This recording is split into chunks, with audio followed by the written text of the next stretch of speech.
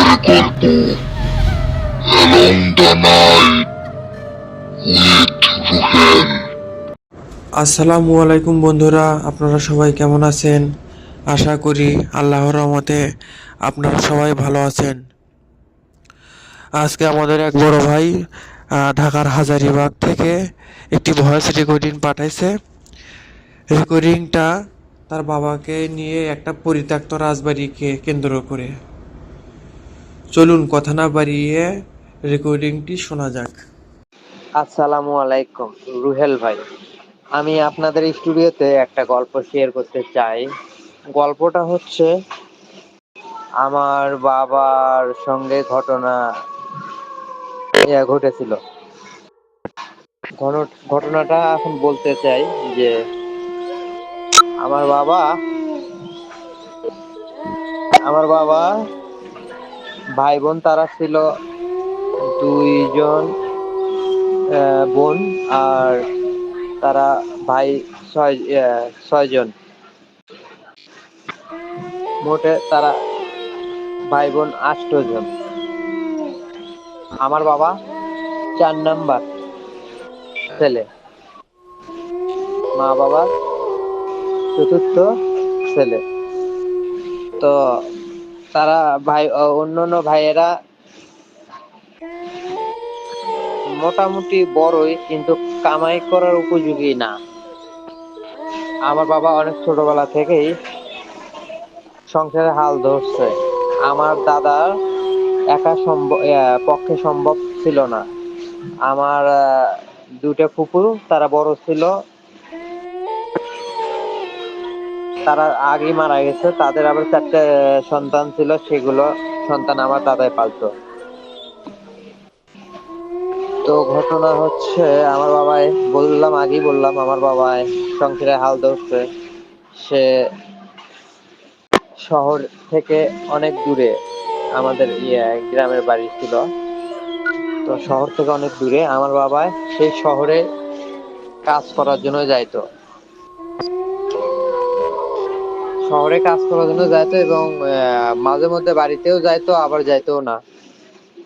তো বাড়ি যাইতে যেতে অনেক রাত হতো, 2টে, 2:30, অনেক সময় 3টেও বাজতো। তো বাবাই কাজ করে একদিন হঠাৎ স্বাভাবিকভাবেই যাইতো, কখনো সমস্যা হয় নাই। তো একদিন যাইতাছে, আমাদের বাড়ি যাইতে শহর থেকে কিছু দূর ফাঁকেই একটা কলেজ আছে, ডিগ্রি কলেজ, পরিত্যক্ত রাজবাড়ি। সেখানেই কলেজটা অবস্থিত, মানে অবস্থান। কলেজের সামনে অনেক বড় একটা মাঠ ছিল। ওই মাঠের সামন দিয়েই যেতে হতো বাড়িতে। তো সামন দিয়ে রাস্তা ছিল আর কি মাঠের। তো বাবাই যেদিন যায়, বাবাই হঠাৎ কয়েকদিন যায় নাই, কাজের চাপ ছিল। কাজের চাপ থাকলে বাড়িতে সপ্তাহে 2-1 দিন যাইতো, যেদিন চাপ একটু কম থাকতো। তো বাবাই এই 4-5 দিন যায় নাই বাড়িতে দাদি খবর পাঠায়, সকালে একটা লোকের দ্বারাই খবর পাঠায় দিছিল বাড়িতে যাওয়ার জন্য। পিঠে নাস্তা করছিল যে আমার ছেলেটা শহরে কাজ করে একা, সে পিঠে নাস্তা খাবে, ওরে একটু আসতে বলো তো, আমি পিঠে করছি। তো বাবারে বলছে যে তোর মায়ে পিঠে নাস্তা করছে, তুই খুব পছন্দ করিস। বাবা অবশ্য পিঠে খুব পছন্দ করতো। তা বাবা সেদিন হাতের যত কাজ ছিল তড়িৎ গতি, সব কাজ সারতেই ঘড়ির কাঁটাতে 2টে সুই করছে আর কি, মানে 2টে সুই 2টে বাজে গেছে প্রায়। তো হাত মুখ ধুতে 2টে বাজে 30 মিনিট, অর্থাৎ 2:30 বাজে। তো তখন বাবা যাইতে কোনো রাস্তায় একদম নিশ্চুপ এলাকা, জানেনই তো দেশ গ্রামে লোকজন কতটা, মানে লোকজন রাস্তায় না থাকলে কতটা ফাঁকা আর কতটা অসহায় মনে হয়। সেই রাস্তায় বাবা গায়ের লোম সব শিউরে উঠছে নাকি, বাবার গায়ের লোম সব শিউরে উঠছে। আর বাপে গান কইতে কইতে যাইতেছে, যাইতে দেখে ওই যে কলেজের মাঠে অনেক লোকজন। বাবাই বললো, যাক ভালোই হলো, এইটুকু তো অন্তত ভয় লাগবে না। যেটা ভয়ঙ্কর জায়গা ছিল সেই জায়গাটাতে অনেক লোকজন মাঠে, হয়তো বা কোনো অনুষ্ঠান হবে বা অনুষ্ঠান হইতাছে। তো তারপরেও এতগুলো লোক জামায়াত দেখে বাপের গায়ের লোম শিউরে উঠছে। বাবা যাইতেছে যাইতেছে, দেখে সব লোকজন মানে একদিকে হয়া বসে রয়েছে, আর তাদের সামনে একজনে, উনি হচ্ছে সর্দার, উনি বসে থেকে তাদের কি জানি বলতেছে। তারা সেই অনুযায়ী তাদের সবাই মনোযোগ দিয়ে তার কথাগুলো শুনতেছে। আর বাবা তাদের পাশ কাটে যাবে, তখনই ভাবলো কি রে, এগুলো লোক সাধারণ মানুষের চেয়ে এগুলো একটু লম্বা চৌড়া, আর সবাই এক ধরনের কাপড়, হোয়াইট কালারের কাপড় পরিধান করছে শরীরে। তো বাবার একটু ডাউট মনে হয়েছে এগুলো তো মানুষের মতো আকৃতি, কিন্তু মানুষের মতো না, একটু লম্বা চৌড়া, মানে মানুষের মতো স্বাভাবিকের মতো বোঝা যাচ্ছে না।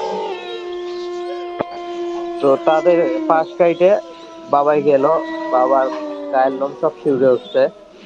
তারপরেও মানে দোয়া দরুদ পড়তে পড়তে ওই এরিয়াটা পার হয়ে গেল। তো পার হয়ে যাইতে তার সামনে আর একটা ভয়ঙ্কর জায়গা আছে, ওখানে নাকি একটা পুকুর আছে, ওই পুকুরে মাঝে মধ্যে হচ্ছে চাকচালন ভাসে উঠতো।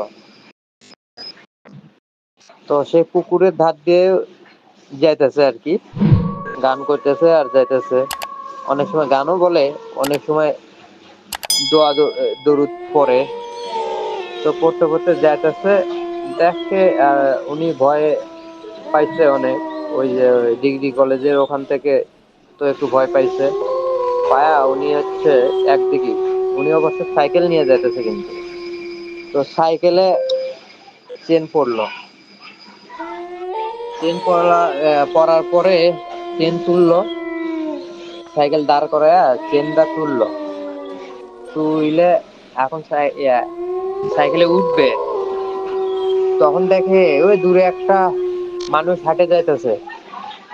তা বাবা এই সাইকেলে উঠে পেট্রোল জোরে করতে করতে এত জোরে পেট্রোল করে যায়, কিন্তু ওই লোকটা যে মাপে যত দূর ফাঁকে ছিল ঠিক এত দূর ফাঁকি, তার কাছাকাছি যেতে পারে না। তো যাইতেছে, ভাবছে ওনার তো মনে হয় নাই কখনো যে উনি কে, বা উনি স্বাভাবিক মানুষের মতোই উনি যাইতেছে, উনি ভাবছে যে ভয় কেটে গেল। তো যাইতেছে যাইতেছে যাইতেছে, সামনে আর একটা জায়গা আছে, জায়গার নাম হচ্ছে কলার চিপা। তো ওই জায়গায় ওই যে লোকটা সামনে যাইতেছে, হঠাৎ দেখে ওই লোকটা আর নেই। আর চিপা নামে জায়গার কথা বললাম, ওই কলার চিপা জায়গায়, ওই জায়গায় দেখে একটা ছোট্ট না মানুষ দাঁড়িয়ে আছে। দাঁড়ায় আসে বাবার নাম বললো, এই আবু বক্কর, তুই এইমাত্র আসলি? তোরে না অনেক আগেই হচ্ছে সারে আসলাম আমি, তুই এত তাড়াতাড়ি আসলি কিভাবে রে? তা এই কথা বলে বাবা এখন সাইকেলটা ফলো করে দেখে চিনি কি, মানে ভাবলো ওই লোকটাকে আমি চিনি কিনা দেখি। তো দেখেন না, বললো কে ভাই আপনি? বলিছে তুই এত কথা বলিস কে? তোরা আমি যেটা জিগেলাম তুই সেটা বল, ভয় পাইছস? ভয়ের কোনো কারণ নাই, যেগুলো ভয়ের জায়গা ছাড়ে আসছস, এখন তার ভয়ের জায়গা তেমন নাই, যা সামনে দেখা হবে। এই কথা বলে বাবা হচ্ছে তার পাশ কাটিয়ে সাইকেলটা আরো জোরে ছাড়ছে। ছাড়তে মোড়ে, ওটা একটা মোড় আছে, মোড়টা ঘুরতে সাইকেলটা ওই সাইডে কলার ইয়ে ছিল, কলার থোপ বলে আর কি, ওই থোপের মধ্যে যা ঢুকছে। তা বাপে এখন দেখলো যে পিছনে একটা লোক, ছোট না মানুষ, ওই ভয় পায় না, আমি ভয় পাই কেন? এই ভয়ের কি আছে, যা করে আল্লাহ। নাইমা সাইকেলটা আবার তুলে বুকে দোয়া পড়ে থুতু দিয়ে ছাড়লো সাইকেল, বিসমিল্লাহ নাম নিয়ে। ছাড়তেই আমাদের ওই জায়গায় বাড়ির থেকে মাইল খানিক দূরে আছে হচ্ছে একটা চার মাথা নামে একটা জায়গা। সেই চার মাথা আসছে তখনই বললো, কি রে আসলু তাহলে? যে এই কথা বলছে, আর আমার বাপে তো দিলমিল খায়া সাইকেল থেকে পড়ে গেছে, সাইকেল ধরেই আছে শক্ত করে। তো ওই লোকটা এই কথা বলে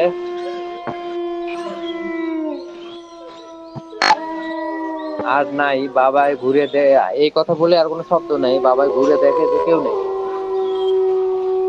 তো এই যে সাইকেলটা তুইলে মানে পড়ে গেছিল, মাটির থেকে উঠে সাইকেলে চড়ে জোরে চোখ বন্ধ করে টান দিল, গিরমির করে টান দিছে। এসে বাড়ির কাছে আসে আমাদের রাস্তার থেকে বাড়ির রাস্তায় ঢুকবে, ওই সময় পিছন থেকে বলল, তুই অনেক বাসন বাঁচলি রে, যা তোরে তোর মায়ে তোরে কচুর পাতায় ভিজাইছে, চাল ভিজাইছে কচুর পাতায়। তো তখন বাবাই বাড়িতে যে পড়ে গেছে, পড়ে যাওয়ার পরে দাদি এখন পুরে বাড়ির ভিতরে ঢুকেই চিৎকার দিয়ে পড়ে গেছে। তখন দাদা বার হয়ে আসে, দেখে বাবার হুঁশ নাই, ঘরে নিয়ে গেছে। ঘরে নিয়ে যায় এখন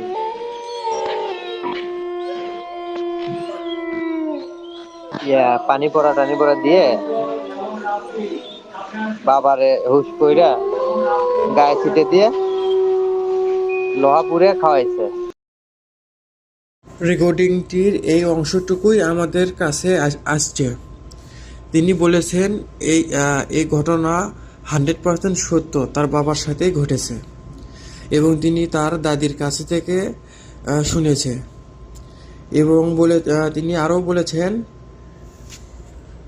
শ্রোতাদের কাছে এই ঘটনাটি কেমন লাগে সেটা জেনে এই পরিত্যক্ত রাজবাড়িকে কেন্দ্র করে দ্বিতীয় পাঠ পাঠানোর চিন্তা করবেন তিনি। তো বন্ধুরা, এই পরিত্যক্ত রাজবাড়ি গল্পটা আপনাদের কাছে কেমন লেগেছে অবশ্যই কমেন্ট বক্সে জানাবেন। আল্লাহ হাফেজ।